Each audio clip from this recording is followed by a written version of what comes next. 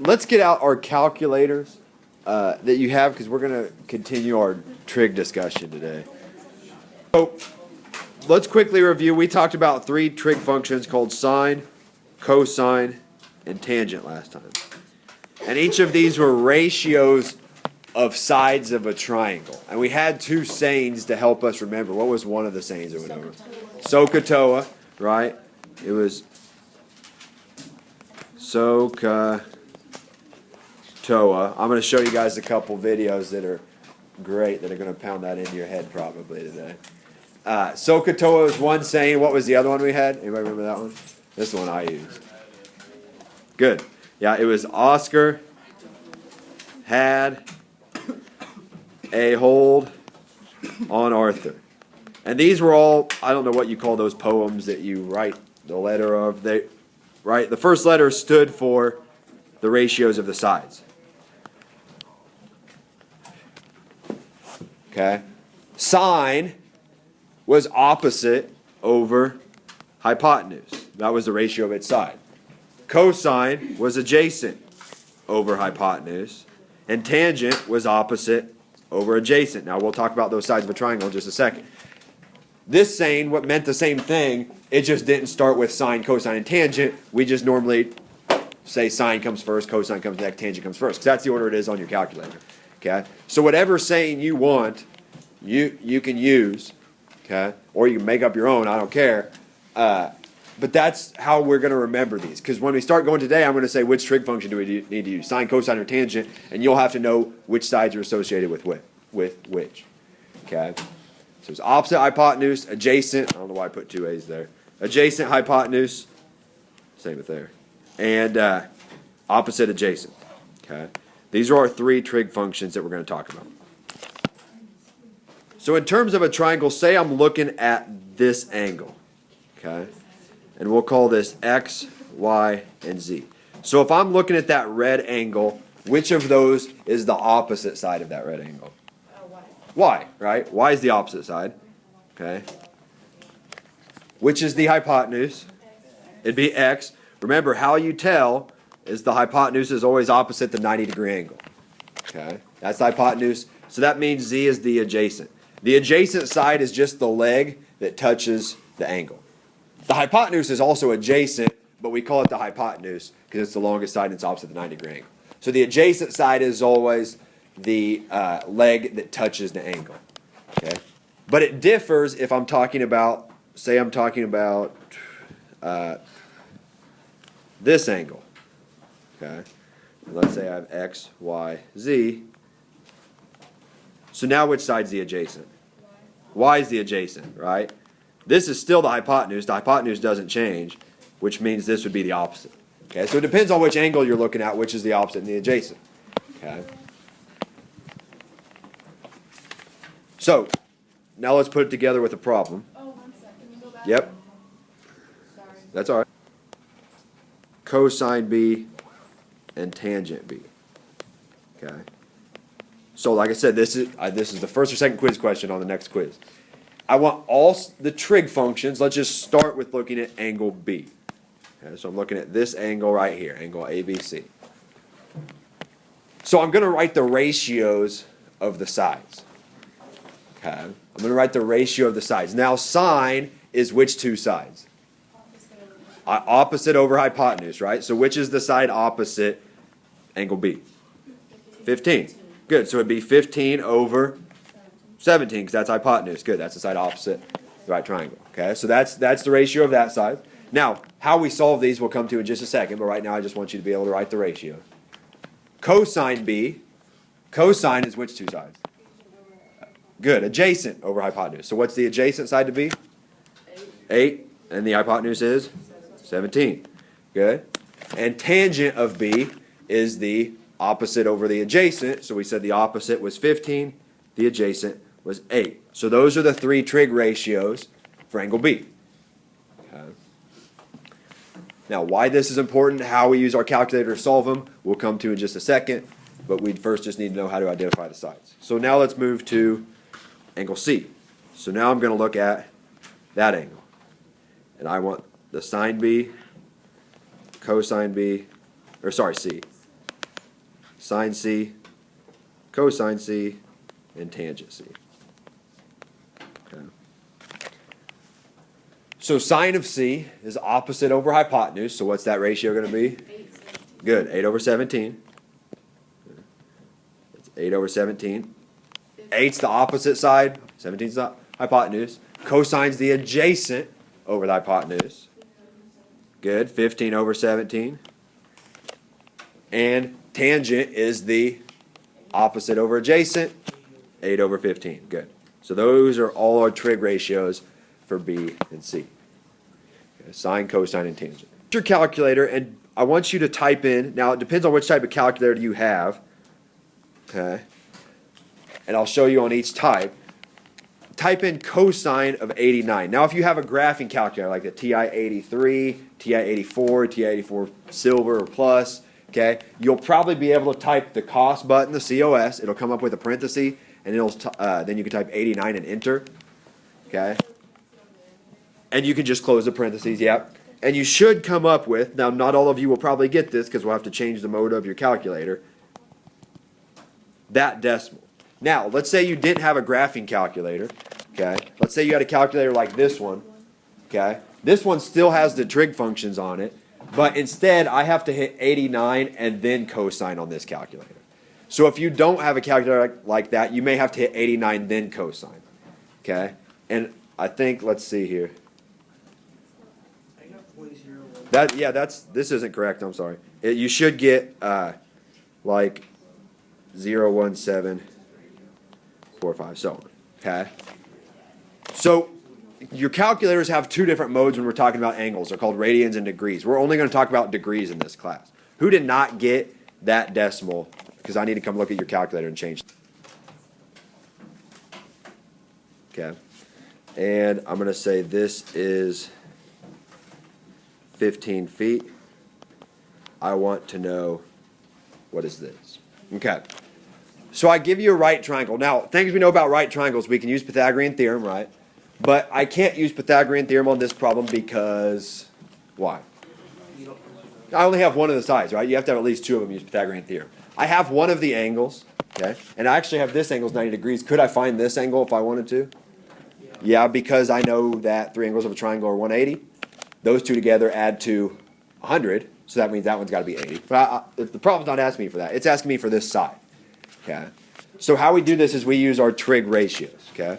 So let's just use the angle it gives us. Let's use angle 10 here. Okay. What relationship is angle X with respect to angle 10? The opposite, adjacent, or hypotenuse? It's the opposite. Good. So that's the opposite.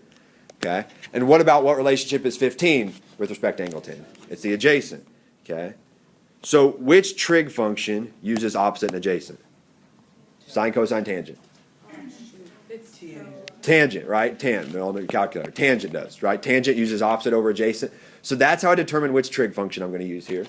So I'm going to write tangent, and it's always the trig function of the angle. So I'm going to write tangent of 10, because that's the angle I'm using, is equal to... Is it always lowercase? I know that's a weird question. Yeah, I don't know why, but yeah, it is. Yeah.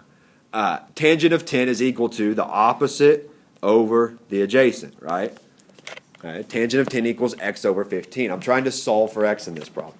For this, Trying to solve for x, want to get x by itself. Right now I'm dividing x by 15. So to get x by itself, I'm going to have to do the opposite of that, which means I'm going to multiply by 15. Now, here's the thing though, when you multiply by 15 on both sides, I'm going to put the 15 in front of, I'm going to put 15 times tangent of 10. Let me scoot this over a little bit. I'm going to, so you can see. This was tangent of 10. So I'm going to put 15 and I'm going to put 15 times that. The reason it doesn't matter where I put the times, but the reason I didn't write tangent of 10 times 15 is because on your calculator, if you do 10 times 15, it's going to do tangent of 150. Does that make sense? Okay. So some calculators should, or most calculators should be able to do this all at once. If you have a calculator like this though, you're going to have to type it in a different way. So let's say you had a graphing calculator right now.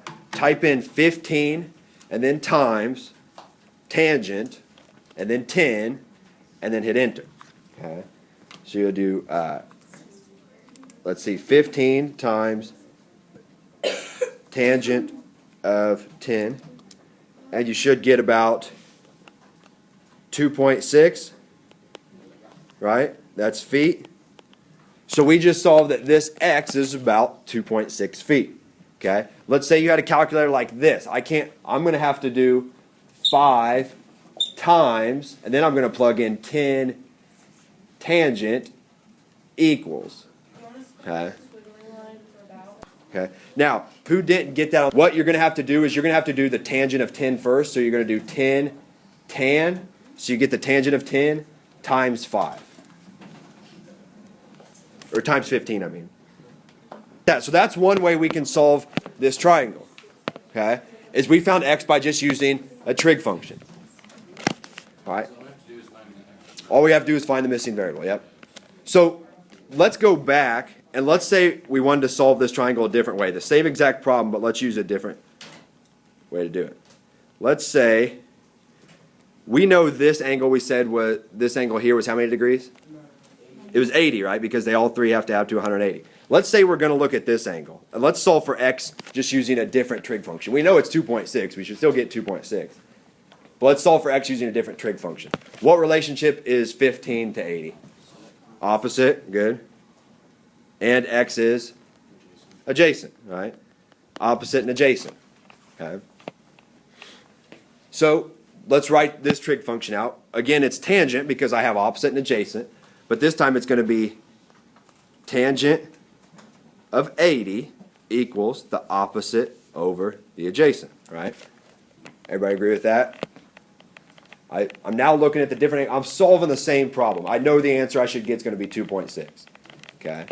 But I'm using a different trig ratio. I'm still using tangent, but I'm using a different angle, and my ratio is different. And then 80 and x is still adjacent. Right. So the question is now, how do you get x by itself here? Because now it's in the denominator. Okay. Earlier it was in the numerator. Well, I'd like to get rid of this fraction first. Okay. And how I get rid of a division symbol is I multiply, right? So I'm going to first multiply both sides by x. I'm going to multiply this side by x, which means those are going to cancel. I'm going to multiply this side by x. Okay. So what I'm left with is I have x times the tangent of 80 equals 15. So you just write 2.6. Well, I don't know it's 2.6. Let's say I didn't know it was 2.6 yet. Okay. So we just put x. X by itself before I punch it in my calculator. Okay. So I have x here. I would like to move this tangent 80 to the other side of the equal sign to get x by itself, right? So, well, this is multiplication here, though. So I would have to divide both sides by tangent of 80. When I divide tangent of 80 there, that will cancel, and I'll divide by tangent of 80 there. So now I have x equals 15 divided by tangent of 80. So now plug that in on your calculator and see if it comes out to 2.6. It should. It depends on which type of calculator you have. Most of them can do it all at once. Okay. Got 2.6 there, right? All right, so that's two cases. One case, the variable was in the numerator. All we had to do was multiply by the denominator on both sides. One case, the variable was in the denominator. The other case is the variable could be the angle. Okay? So let's look at a problem like that. All right. So I want to solve this triangle for x. But now it's an angle instead of a side. Okay? We can still use trig ratios here. Okay? Sine, cosine, and tangent. But now I'm missing an angle. So we're looking at this angle. Let's look at the two sides it's given to us. We could find this side if we wanted to. How would we find this side? You could do Pythagorean theorem, right? You could do this, call it y. Y squared plus 12 squared equals 17 squared, and solve for, and get that side. But we don't need it. So let's just say we're looking at this angle. What relationship is 12 with respect to x? Opposite. Good. So we have the opposite, and what about 17? It is adjacent, but it's the specific type of adjacent. It's opposite the 90-degree angle, so we're going to call it the hypotenuse. Okay? So I have the opposite and hypotenuse, which means which trig function should I use? Good, sine. So I'm going to write sine, and it's always sine of the angle. So sine of x, because I don't know what the angle is, equals opposite over hypotenuse. Right? So now the first problem we did, the variable was up here. The second problem we did, the variable is down here. Now this problem, the variable is over here. Okay? Yes, question. Just divide both sides by sine. Sine has to be associated with some angle. Okay? But there is a way to do the opposite of sine.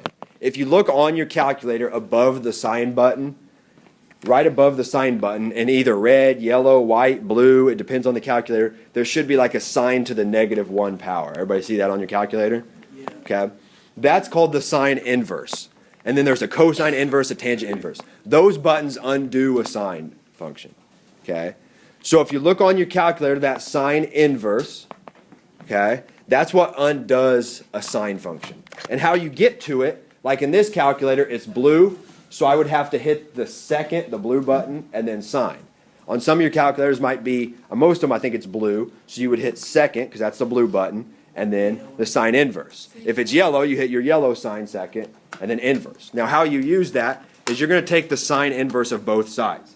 Okay? We're going to take the sine inverse of this side, those cancel, and then we're going to take the sine inverse of that side. Yes? Do you know when to use the sine inverse? Sine inverse, so you'll do second sine, 12 divided by 17, close the parentheses. If you have one of the TI-30s or something, you'll probably have to do 12 divided by 17 first, and then hit sine inverse. Okay? And when you do that, let me double check what you get here. You should get x equals about 44.9 degrees when you do that. So let me know if you didn't get that so we can see how to type it in on your calculator. The variable could be here, that's when you use sine inverse, or you use the trig function inverse. The variable could be here, or the variable could be here. And we just solved for all three cases. Let's look at one more, and then I'm going to show you a couple videos here. Okay. I'll give you one more and have you try it first. Go ahead and solve for x in this triangle using a trig ratio. If you don't have a calculator, write the trig ratio out that you think you would use. Okay. So we're looking at this angle right here, just because that's the one it gave us, which is 40 degrees. Okay. So the sides we're going to use are this side and this side. What relationship is this side to x? Or to 40. Is it the opposite, adjacent, hypotenuse? It's the adjacent, right? It's the leg that it touches, so that's the adjacent side. And this side is the hypotenuse. Good. So that tells us which trig function we have to use. Which trig function are we using? Cosine. Good. So we're going to do cosine of the angle equals adjacent over hypotenuse. Uh-huh. We have this, all we have to do is do some algebra to solve for x. We want to get x by itself. So since we're dividing by 35, we're going to undo that. We're going to multiply both sides by 35. Let me move this over here. So we're going to multiply this side by 35. Those are going to cancel. We're going to multiply this side by 35. Again, I like writing it in front. That way I remember on my calculator to not type it in with the cosine. All right. So I'm left with x on this side, and then on my calculator I want to type 35 times the cosine of 40. Okay. 35, 26, yeah, about 26.8.